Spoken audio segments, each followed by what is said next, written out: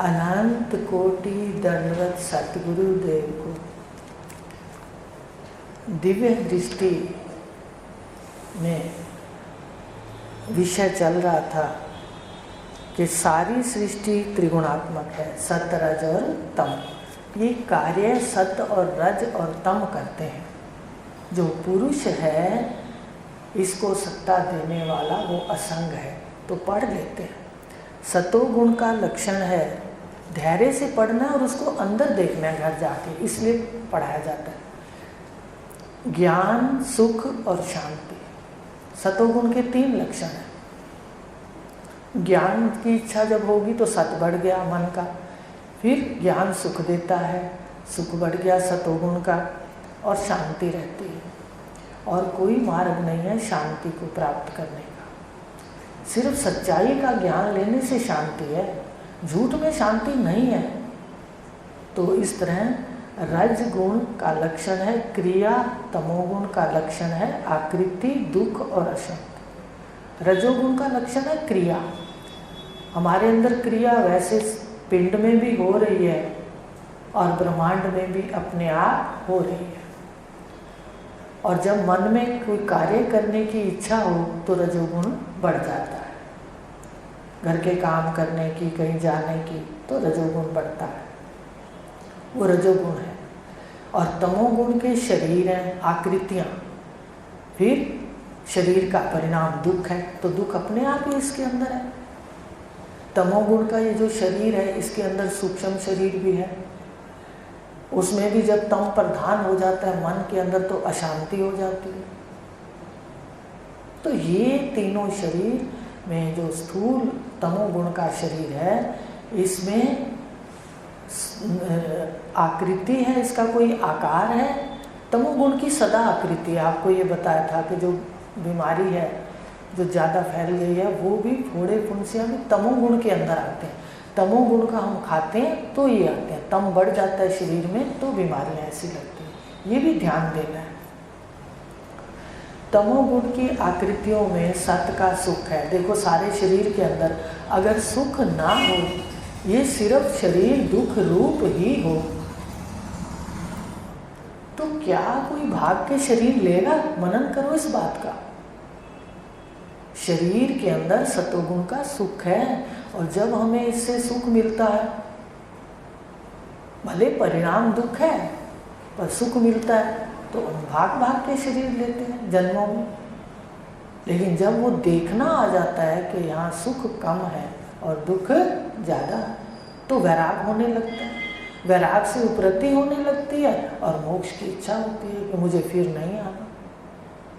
तो विवेक करना है, सिर्फ विवेक के लिए बैठना है यहाँ श्रवण करने के लिए, ये कार्य है।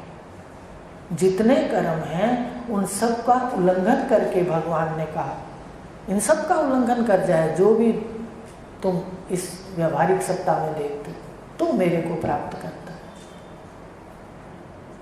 तो कहा कि ये आकृतियाँ, इसमें दुख भी है, अशांति भी है, और यही आकृति, ये जो शरीर है ये अपने स्वरूप को ढक लेते हैं। आँखों में आप बैठे हैं, रात को ये छोड़ जाती हैं आँखों का स्थान और आप घूमते हुए अपने स्वरूप में चले जाते हो, प्रकाश स्वरूप में। तो क्या निगरे को ये बात पता चलती है? निगुरा जो है उसको बिल्कुल नहीं चलती है बात पता। जो सतगुरु के संपर्क में नहीं है उसको नहीं पता चलती कि मैं आँखों में बैठता हूँ, सुबह आके रात को अपने घर चला जाता हूँ। घर देख लो, बस यही तो करना है, छोटा सा काम है। तो बताया ये जो शरीर है ये आकृतियों में सुख भी है, तभी भाग भाग के लेते हैं, पर इसका दूसरा पहलू जो छुपा होता है पीछे, वो दुख है और अशांति है। इस शरीर में इसका मूल कारण ही रजोगुण है। तो देखो सारी उम्र हम करते करते थक जाते हैं, करते हुए बंद ही नहीं होता करना। जब ये आराम से सोता है ना तब इसका काम खत्म होता है, करना बंद ही नहीं होता, देखते जाओ। तो अशांति, दुख और इसमें अंदर है जो तमोगुण की आकृति है। सतोगुणी व्यक्ति देव पूजा करेगा। अब लक्षण है, आपका मन किस ओर भागता है ये देखना, उसको विवेक देना है जहाँ भी जाता है। और अगर यहाँ रहता है तो कर्म, इसका मतलब हमारे श्रेष्ठ उदय हो गए, जो हमारा मन सिमट के यहाँ लय होने लग गया। देखो समर्पण जिसका है, जिसका यहाँ समर्पण है अद्वैत तत्व के अंदर, उसको सारे लाभ मिलते हैं। अब आते तो सारे हैं पर समर्पण नहीं होता। समर्पण हमारा कोई और बातों पर भी होता तो फिर वो बट जाता है, सुख भी हमारा बट जाता है। तो समर्पण पूरा होना चाहिए अपने इस रास्ते के प्रति, भगवान कृष्ण के ज्ञान के प्रति, देने वाले गुरुदेव के प्रति समर्पण होना चाहिए। तो कहा कि ये सात्विक करेगा देव पूजा, ज्ञान लेगा, सतोगुण प्रधान है तो ज्ञान की इच्छा होगी। राजसी क्या करेगा, यज्ञ करेगा, कर्म कांड करेगा, ढोल की चिमटे बजाएगा। देखते हैं पहले तो ढोल की चिमटे में बड़ा जोर जोर से चमचे मार मार कर ढोलकी के ऊपर और नाचना गाना। आज कोई ऐसा करे तो घबरा के अंदर चले जाएंगे। रज है ना वहाँ, रज रज की क्रिया, तो रजोगुणी पूजा ये है। और फिर तामसिक सेवा प्रधान होगा। तमोगुण क्या है, वो सेवा प्रधान होता है वो व्यक्ति। तो सभी अपनी चाहत के अनुसार साधना करेंगे। तमोगुण के जो साधक हैं वो भूत प्रेत आदि में, पूछने आदि में भी चले जाते हैं। तामसिक जो है ये सभी अपनी चाहत के अनुसार करेंगे साधना। वेदों में तो कर्म भी है, सकामी सकाम इच्छा रखकर पूजा पाठ यज्ञ तप दान करेगा और तीर्थ यात्रा भी करेगा। परमात्मा को चाहने वाला निष्काम पूजा करेगा। अब देखो दो तरह की पूजा होगी। एक परमात्मा को चाहने के लिए, मान लो पहाड़ों में जाए या किसी भी इष्ट के पास दर्शन करने जाता है, वो परमात्मा के लिए करता है। एक अपनी चाहत को ले जाता है कि मेरी ये इच्छा पूरी कर देना, मैं यहाँ फेरी लगाऊंगा या आऊँगा। तो तीर्थ यात्रा आदि करेगा। परमात्मा को चाहने वाला निष्काम पूजा करेगा। तो हमारा रास्ता कौन सा है, निष्काम। हम ये ना देखें सामने वाले ने क्या दिया, अरे उसके पास जो है वो तो वो ही देगा।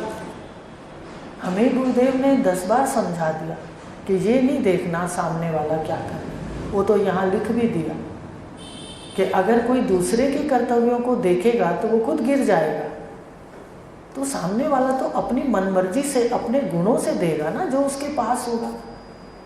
लेकिन हमें देखना है कि हमें हर किसी का अनुसरण नहीं करना। निष्काम का मतलब ही है कि आपने जो दिया बदले में जिसके पास जो है वही देगा। सात्विक व्यक्ति है तो सात्विक देगा, राजसी व्यक्ति है तो राजसी देगा, और तामसिक है तो कोई ना कोई कमी निकाल देगा। तो इस प्रकार ये नहीं देखना, हमने ये देखना है कि हमने शुभ कर्म भी 24 घंटे के अंदर रोज करने हैं। कोई ना कोई शुभ कर्म जरूर करें ताकि खाने पीने से अलग हमारा वो समय साधना में लिखा जाए। 3 घंटे आपको बता ही देते हैं कि वो तो जरूरी है, और मनन भी करो, चिंतन भी करो। अभी सभी वेदों के कांड, कर्म कांड, उपासना कांड और ज्ञान कांड एक व्यक्ति के लिए नहीं है। सारे चारों वेद एक व्यक्ति के लिए नहीं है। कल आपको ये भी बताया था कि सप्तवार की कथा है, वो भी एक व्यक्ति के लिए नहीं है। अलग अलग व्यक्ति अपने इष्ट के अनुसार उस व्रत का पूजन करते हैं। तो ये कहा गया। अब एक बात और देखो कि कितने ऋषि हमारे सियाने हैं। कर्म कांड, कांड किसको कहते हो? कांड बड़ा शब्द अगर अलग कर दें ना, कर्म से अलग कांड को कर दें तो ये सुनना भी अच्छा नहीं लगता। कहते हैं वहाँ सड़क पे एक कांड हो गया, कहते हैं। तो कर्म कांड, जो कर्म पर कर्ता लगा लेते हैं, कर्मों का अध्यास ले लेते हैं। मैं इतने कर्म करता हूँ, मैं इतने मंत्र जानता हूँ, मैंने इतने यज्ञ किए, मैंने इतने व्रत किए, तो कांड होगा। क्योंकि वो अपने उसके लिए झगड़ा कर सकते। आज क्या है, धर्म के नाम पर कितने झगड़े हो रहे हैं, देख रहे हो? विचार करके देखो, मनुष्य जब आया था क्या कोई धर्म था उसका? बस सिर्फ स्वधर्म, अपने वर्ण धर्म के गुणों के अनुसार कर्म था। इसने जातियों का भी आरोप कर लिया, धर्मों का भी आरोप कर लिया, फिर वो उसमें कांड होने लग गए, झगड़े होने लग गए। उपासना कांड, उपासना भी करते हैं और उसका अध्यास अगर नहीं छोड़ता साधक, तो वो भी अहंकार से युक्त होता है। तो वो भी वहाँ पर भी दूसरे गुरु के पास जाएंगे तो नमस्कार भी नहीं करेंगे, दूसरे के इष्ट को आदर भी नहीं करेंगे, तो वहाँ क्या हो जाएंगे? उपासना भी क्या बन जाएगी? झगड़ा हो सकता है। और ज्ञान भी, ज्ञान देखो ले रहे हो, यहाँ भी बहुत बड़ी आती है स्टेज अहंकार की। ज्ञान आ गया, हमें तो अब ज्ञान आ गया, बस अब हमें क्या? अरे ज्ञान के बाद तो स्टेज शुरू होती है। भूमिकाएं 8 हैं ब्रह्मज्ञानी की, साधक की तो 7 हैं और ब्रह्मज्ञानी की 8 भूमिकाएं हैं। 8 सीढ़ियाँ चढ़नी पड़ती हैं उसको। तो ये अहंकार भी, ज्ञान भी कांड बन जाता है। फिर तो गुरु से ही हम ऊंचे हो जाते हैं, फिर तो उनका भी हम ध्यान पूरा नहीं रखते, उनके भी नियमों का पालन नहीं करते, उनका भी कहना नहीं मानते। तो वहाँ भी क्या हो जाता है? हो जाते हैं आपस में दुराव छिपाव हो जाता है।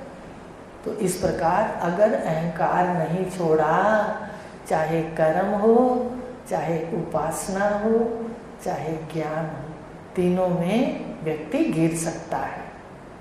तो ये तीनों कांड का नाम इन्होंने दिया कि तीनों कांड है, पर एक व्यक्ति के लिए 4 वेद नहीं है। जिस व्यक्ति को जिस पाठ पूजा में मन की शांति मिलती है वह उधर आकर्षित होता है। सबसे पहले व्यक्ति वहाँ आकर्षित होता है। आपने और हमने देखा होगा कि पहले मूर्ति पूजा से कार्य शुरू किया, भले वो सीधा यहाँ आए हैं मूर्ति पूजा के बाद, और ये भी सुना था संतों से कि शिव के अनन्य भक्तों को तत्वज्ञ गुरु मिलते। जब समझ तो थी नहीं, पर सुना था, तो लगता है बात बिल्कुल ठीक है। शिव की पूजा के लिए वो मूर्ति पूजा भी तो एक पूजा है, वो भी तो एक प्याला है, एक जीव को अमृत पिलाता है, तो गलत कुछ नहीं है। वो पहली सीढ़ी है। जैसे अनार, एक कच्ची में पढ़ते हैं जिसको कहते हैं नर्सरी में, तो बच्चा पहले के साथ अनार देखता है। ऐसे हम पहले परमात्मा के साथ कोई राम जी का चित्र, कोई कृष्ण जी का, कोई मस्जिद, वाहेगुरु, जो भी हैं अपने इष्ट, भगवान कृष्ण इनका, भगवान शिव इनका रूप रखते हैं, ये परमात्मा है। उनके माध्यम से फिर आगे निकलते हैं। तो कुछ भी गलत नहीं है।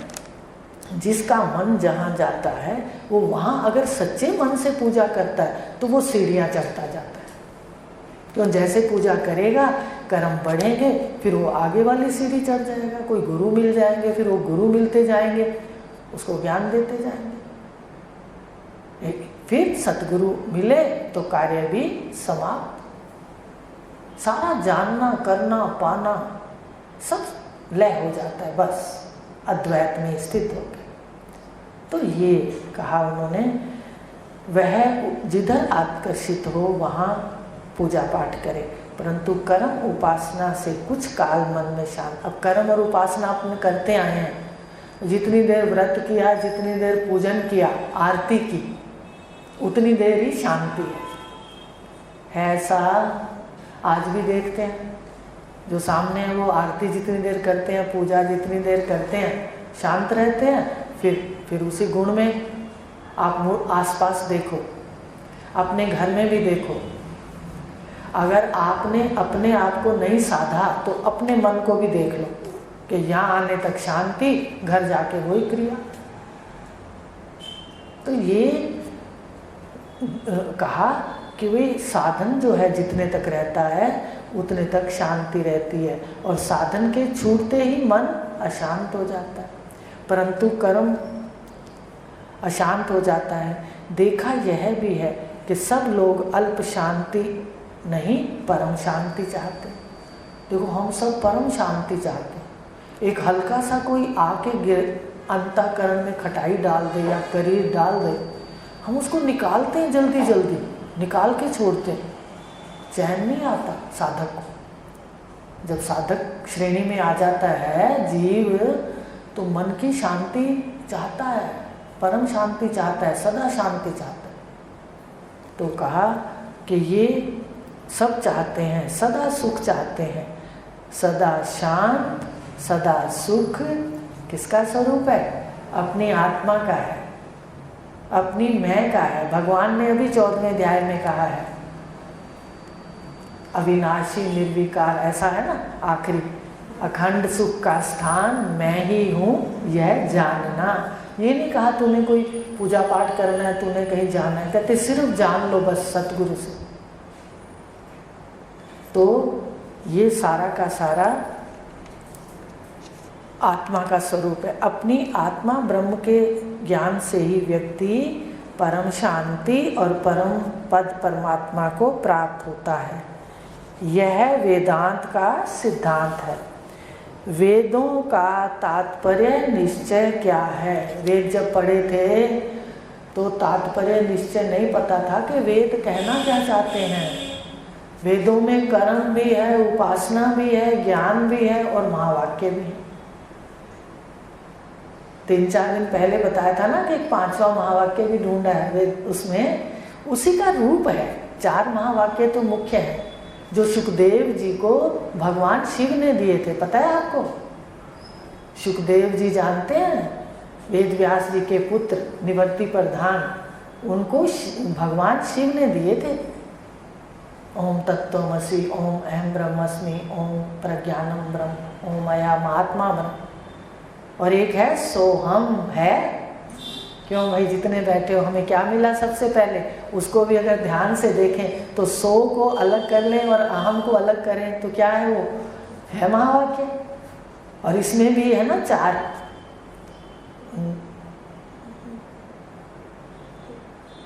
वो बताएंगे। गीता में भी आई है एक बात विशेष रूप से।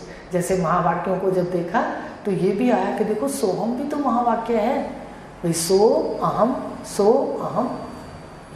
तो ये वेदों ने, हमें नहीं पता था कि भाई एक में पहुंचाना चाहते हैं। कर्म शुद्ध करने के लिए कर्म करवाना चाहते हैं, निष्काम कर्म, पर हमने तो सदा सकाम कर्म करे। ज्ञान नहीं था इसलिए ईश्वर की कृपा थी तो मांगा कुछ नहीं। लेकिन अगर हमें कोई कमी होती है तो हम उसी के लिए मांगते हैं। समझ रहे हो आप? तो ये क्या है कि ये सकाम से वेद क्या कहना चाहते हैं? निष्काम कर्म।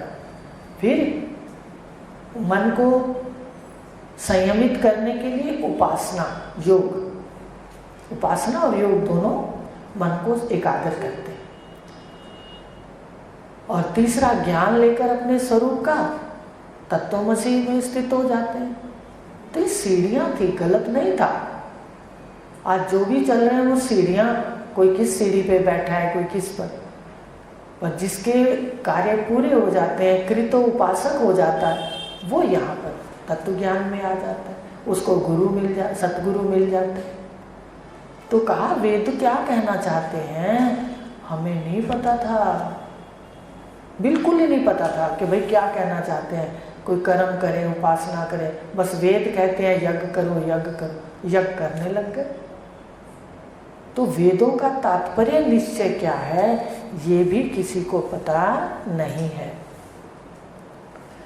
कर्म उपासना है, कर्म है, उपासना है या ज्ञान है, या तीनों कांडों की ध्यान से सुनना। कर्म करते रहो ये वेद कहते हैं, उपासना करते रहो, योग लगाते रहो सदा, ये वेद कहते हैं।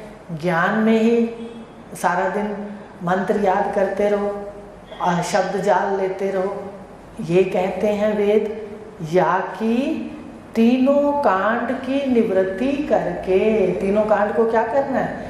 इसकी गली से गुजर करके, इसकी निवृत्ति करके अपने आप तक पहुंचना। वेद क्या कहना चाहते हैं? 4 बातें कहना चाहते हैं। कर्म, उपासना और ज्ञान की सीढ़ियां चढ़ते हुए इनसे निवृत्ति करके अपने स्वरूप में बैठना चाहते हैं। तत्वमसि में अहम ब्रह्मस्मि, पता ही नहीं था क्या कहना चाहते। तो क्या कहा, इन तीनों सीढ़ियों पर चढ़कर अपने घर तक पहुंचना, अपने स्वरूप अस्थि में स्थित कराना। अस्थि माने है क्या है? अब देखो, आपके शरीर हैं तो मन के पीछे आप हैं, प्रकाशक है, प्रकाश स्वरूप आपका स्वरूप है। ब्रह्म का स्वरूप भी प्रकाश स्वरूप है। ब्रह्म का साक्षात किससे होगा? कहते इन आंखों से नहीं होगा, वो प्रकाश स्वरूप जो मन के पीछे अपना स्वरूप है उससे होगा। तो पहले मन के पीछे रहा करो। तो इस प्रकार उसको अस्थि कहते हैं। माने सृष्टि है, सृष्टि है, सृष्टि में है या नहीं है ये बताओ। सृष्टि में परमात्मा है और सृष्टि नहीं है सुषुप्ति अवस्था में तो भी है, इसको कहते हैं अस्थि। अस्थि से सारी सृष्टि प्रकट होती है और रात को या प्रलय काल में अस्थि में ही लीन हो जाती है। तो इस प्रकार कहा, चारों वेद क्या संदेश देना चाहते हैं, यही गोपनीय ज्ञान है। क्या यहाँ आने से पहले किसी को पता चला था कि चारों वेद क्या संदेश देना चाहते हैं? जो यज्ञ के कर्म को पकड़ के बैठा है तो वो वहाँ से उठता नहीं, वहाँ उसने दायरा बना लिया, दायरा बना लिया, एक घेरा बना लिया। बस ये अगर इसको पूछते हो तो ठीक हो, नहीं तो प्रणाम भी नहीं करना। कर्म वाले ने भी बना लिया, जिसका जो इष्ट है बस वो उसी के ही पास बैठ गया, एक दायरा बना लिया।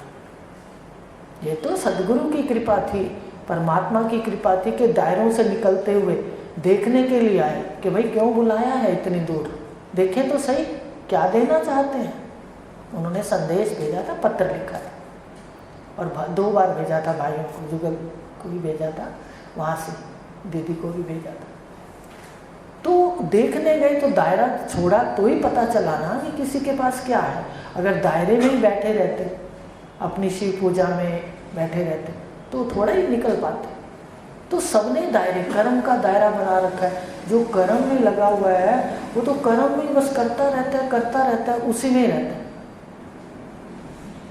तो इस प्रकार ये जो गोपनीय ज्ञान है ये छुपा हुआ है, ये सतगुरु बताते हैं। भगवान ने गीता में कितनी बार कह दिया, मैं तुझे गोपनीय, अत्यंत गोपनीय ज्ञान देता हूँ। 9वें में कह दिया राज विद्या राज गुह, मतलब ये गुह जो रहस्य युक्त राज है ये तुझे देता हूँ, रहस्य युक्त राज। ये राजाओं की विद्या है, ये ऐसा नहीं कि विद्या वाला कंगला रहेगा, राजाओं की विद्या है। देखो, निश्चय करो अपने और जगत में भी अपने सुंदर यात्रा करके जाओ। तो कहा कि ये गोपनीय ज्ञान है कि वेद क्या संदेश देना चाहते हैं, ये वेदों में छुपा है। साधारण साधना से समझ नहीं आता। साधारण साधना से आता है, हम सब जगह जगह से आए बैठे हैं, किसी कोई एक होगा गुरु, किसी के 2, हमारे गुरुदेव के तो बहुत गुरु थे, सतगुरु ये हुए। तो तत्वज्ञ ब्रह्म ज्ञानी के संग से ये राज खोलते हैं। इस विश्व में मनुष्यों के गुणों के अनुसार 4 वर्ण हैं। 4 वर्ण हैं गुणों के अनुसार। पहला ब्राह्मण, सत प्रधान, क्षत्रिय, सत के साथ रज, रज ज्यादा, वैश्य, इसमें तम और सत और रज, शूद्र में तम ज्यादा। तो ये 4 वर्ण हैं। ब्राह्मण वर्ण सतगुण प्रधान होता है। इसके क्या लक्षण हैं? ब्राह्मण वर्ण वाला, अपने लक्षण देखने हैं। ब्राह्मण वर्ण वाला पठन पाठन, देव पूजा और ज्ञान आदि की उसमें प्रधानता होती है। जो यहाँ आ गया वो सत प्रधान ही है। यहाँ बैठते हुए तो पूरा सत प्रधान है। है ऐसा सत प्रधान है, तभी तो देखो कैसे कोई हिलता नहीं, कोई जैसे कहते हैं हलचल नहीं है, शांति गहरी इतनी, सत प्रधान है। तो ब्राह्मण वर्ण सत प्रधान है, क्षत्रिय रजोगुण प्रधान है। उसकी साधना में यज्ञ तप दान तीर्थ व्रत आदि ईश्वर प्रधान साधना प्रमुख होगी। ये जो तत्वज्ञ पुरुषों के पास आए हैं, ये तो अद्वितीय तत्व को साक्षात के लिए बैठे हैं, इनकी चाहत होती है। और जो रजो प्रधान है क्षत्रिय, वो ईश्वर माया उपाधि वाला ईश्वर को पूजते हैं। शक्ति की उपासना प्रधानता से दूसरों की रक्षा का भाव होना इनकी विशेषता है। ये शक्तिशाली भी होते हैं, शक्ति की आराधना भी करते हैं और रक्षा करते हैं दूसरों की। तमोगुण प्रधान में सेवा की प्रधानता होगी। विचार शक्ति कम और शरीर बल ज़्यादा। हैं ऐसे लोग या नहीं हैं? घर में भी देख लेना, विचार शक्ति कम हो और शारीरिक बल ज़्यादा होता है तो वो तमोगुण उसका ज़्यादा है। वेदों में सभी मनुष्यों के लिए मानसिक दुखों की दवा है। अब 4 वेद हैं, इसमें सबके लिए दवाई है। वेद वैद की दुकान है, तो सारे मानसिक रोगी जो हैं सतोगुणी, रजोगुणी और तमोगुणी, सबके लिए दवाई है। कोई ये ना सोचे सतोगुणी के लिए ज्ञान है तो रजोगुणी के लिए नहीं है, तमोगुणी के लिए शांति का प्रावधान नहीं है, सबके लिए है। वैद की दुकान है, पर दवाई देने वाला डॉक्टर तो हो, दुकान खुली पड़ी है, अस्पताल खुला पड़ा है और डॉक्टर है नहीं। ऐसे देखो कितने आश्रम हैं, कितने धार्मिक स्थल हैं, वहाँ कोई समझाने वाला नहीं है, तो जीव कैसे अंतर्मुख होगा, कैसे अपने स्वरूप का साक्षात करेगा, कैसे अंदर बसे परमात्मा का।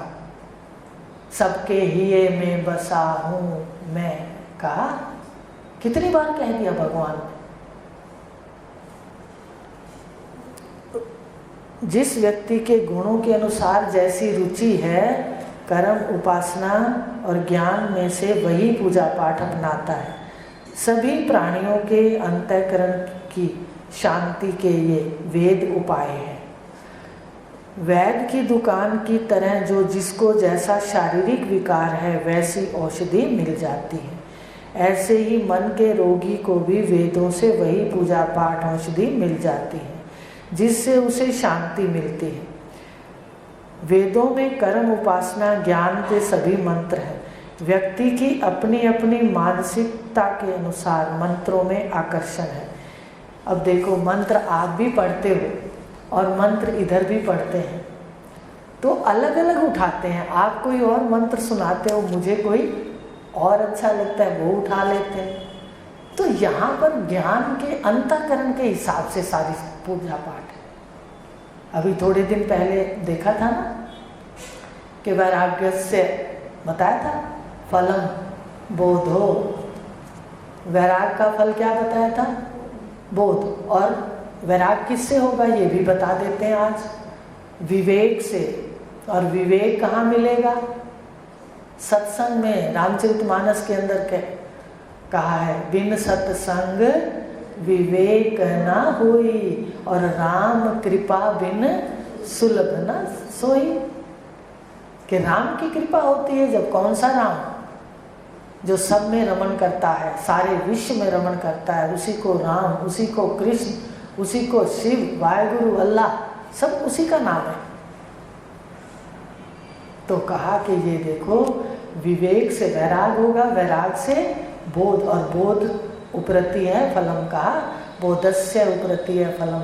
अब एक बात और आज बताते हैं नई, कि बोध कहाँ समझे कि पूरा हो गया, हम कैसे समझे हमें बोध हो गया, क्या उसकी सीमा है? बोध के बाद साक्षात होता है स्वरूप का, तो बोध की क्या सीमा है? तो जो बोध है उसमें बताए 2 भाव। अहम भावो, ध्यान से सुनना, अहम भावो दया भावो बोधस्य परम अवधि। आ रही है समझ में? संस्कृत स्पष्ट थोड़ा थोड़ा तोड़ते हैं तो समझ आती है। अहम भावो, ठीक है, अहम का भाव। दूसरा दया का भाव। जब अहम का भाव, दया का भाव प्रतिष्ठित हो जाए, बोधस्य परम अवधि, ये सीमा है बोध की, उसके बाद साक्षात होना शुरू हो जाता है।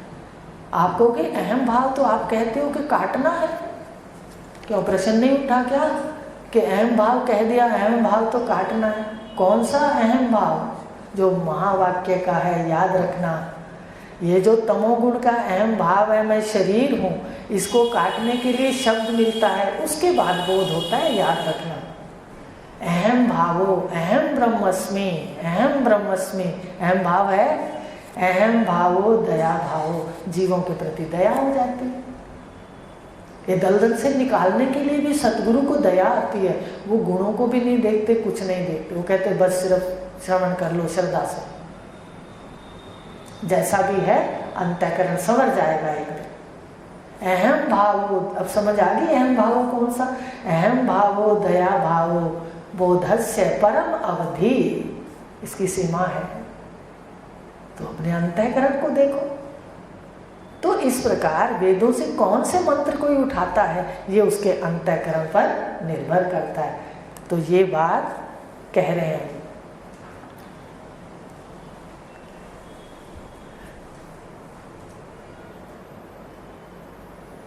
किसी की निष्ठा कर्म में, किसी की निष्ठा उपासना में, किसी की योग में और ज्ञान में, किसी की निष्ठा सर्व दुखों की निवृत्ति और परम आनंद की प्राप्ति में होती है।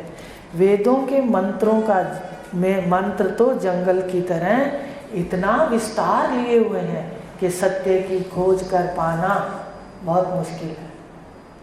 आज हम कितनी जल्दी सत्य के मंत्र उठा लेते हैं। पहले 4 वेद पढ़े, एक मंत्र को छोड़कर कोई मंत्र दिखाई नहीं दिया, पता ही नहीं चला क्या पढ़ा है, पर कह दिया 4 वेद पढ़ लिए। वहाँ सभी ने, लगभग हम लोगों ने पढ़े थे वहाँ पर। तो यही कह रहे हैं कि भाई ये खोज करना बहुत मुश्किल है कि सत्य कहाँ है।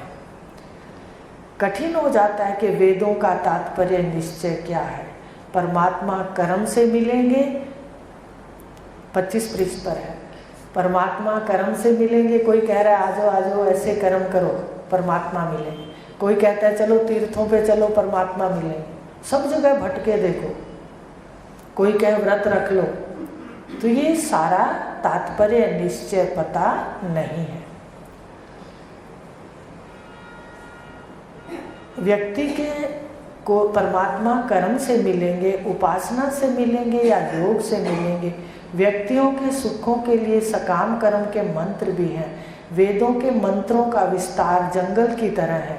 सभी मंत्रों में से, अब देखो ऋषियों की कृपा देखो आप, सभी वेदों के मंत्रों से हमारे ऋषियों ने मनुष्य मात्र पर कृपा करके कुछ स्वरूप ज्ञान के मंत्र रूपी पुष्प चुन लिए। इतने जंगल में जहाँ फूल खिले हुए थे, हमारे ऋषियों ने वहाँ से फूल चुन लिए।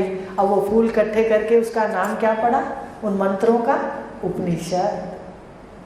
बताते हैं ना कि ये अभी बताया था ऋग्वेद और यजुर्वेद का। वो ऋग्वेद का तो 31वां अध्याय है पुरुष सूक्त के मंत्र, और ऋग्वेद में भी वो है, कौन से मंडल में मुझे इतना ज्ञान नहीं, पर है उसमें भी। तो ये वेदों के जो मंत्र हैं वो चुन करके कहाँ रखे गए?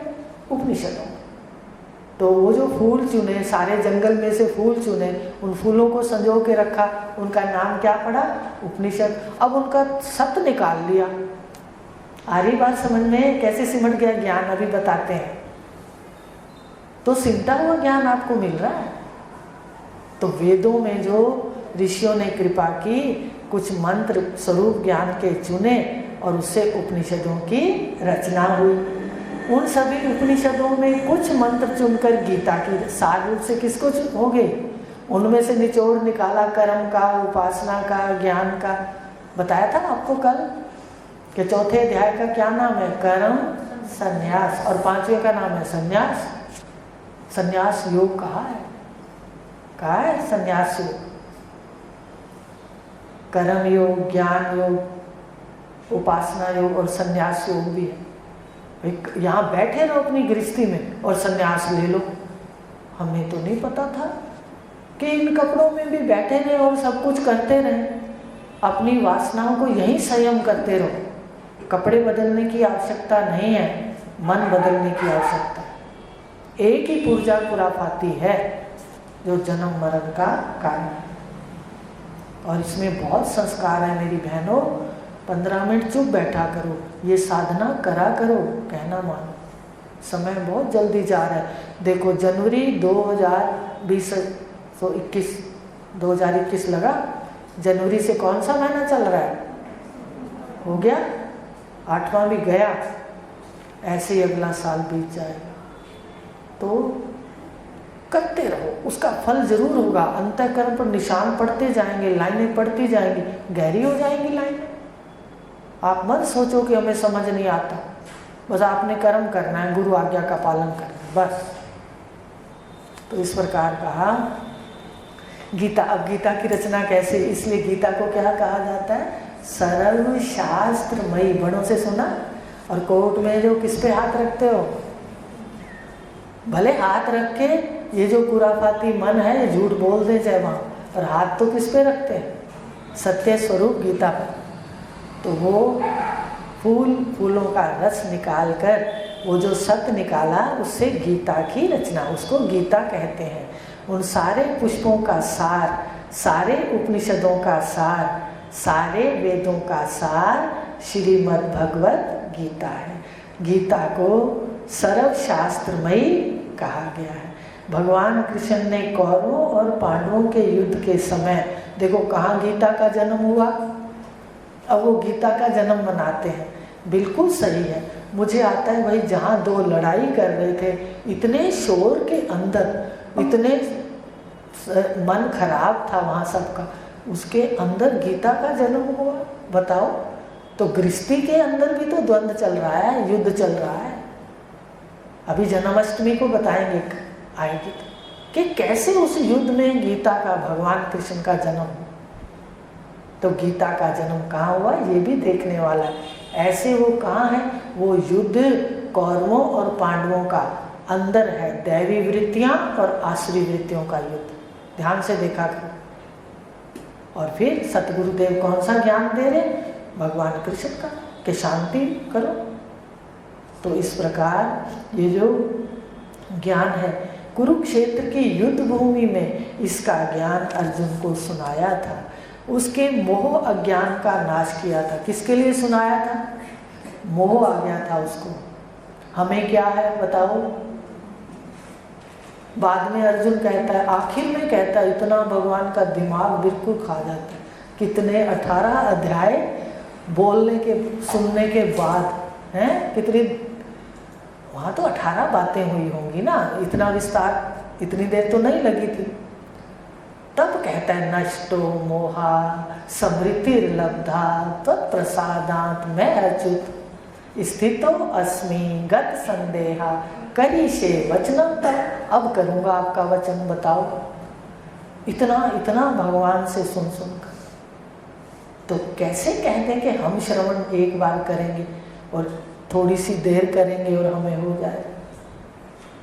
भाई उदालक ऋषि ने 9 बार किया, 100 बार सुनो, पर मनन तो करें। तो इस प्रकार कहा कि ये वो स्थान में गीता का जन्म हुआ जहाँ दोनों तरफ युद्ध के स्थिति थी और दोनों तरफ कष्ट था। और मोह किसको आया था? अर्जुन को। ये गीता किसका नाश करती है? अब एक बात ध्यान दो, मन के अंदर बिठा लो। मोह नाश के लिए कौन सा ज्ञान लेना है? भगवान कृष्ण का, गीता का। और मोक्ष के लिए कौन सा ग्रंथ है बताएगा कोई? देखो, मोक्ष इससे भी होगा, पर मोक्ष के लिए विशेष ग्रंथ कौन सा है जो सुखदेव जी ने राजा परीक्षित को, वो सुखताल है ना, वहाँ सुनाया था गंगा के किनारे पर। तो बड़े मनन के विषय हैं ये, ऐसे थोड़ी है ये विद्या। ये गूढ़ रहस्य छुपे हुए हैं, जब पढ़ते हैं आनंदित हो जाते हैं घर पे भी। फिर आता है आपको भी दिया जाए। तो आज जाके कल लेंगे आगे। आज इतना ही लेंगे कि गीता का जन्म हो गया। होता कहाँ है, होता किसके लिए, ये भी ध्यान देना। फिर पढ़ के आना, अगर कोई दिक्कत आए तो कल फिर पूछना। गीता मोह नाश का ग्रंथ है। और मोक्ष के लिए विशेष रूप से जो विशेष ग्रंथ है, परिणाम इसका मोक्ष है, पर उसका विशेष ग्रंथ कौन सा है? श्रीमद् भागवत पुराण है। और किसने दी? सुखदेव जी ने परीक्षित को ज्ञान दिया। हरि ओम। शांति शांति।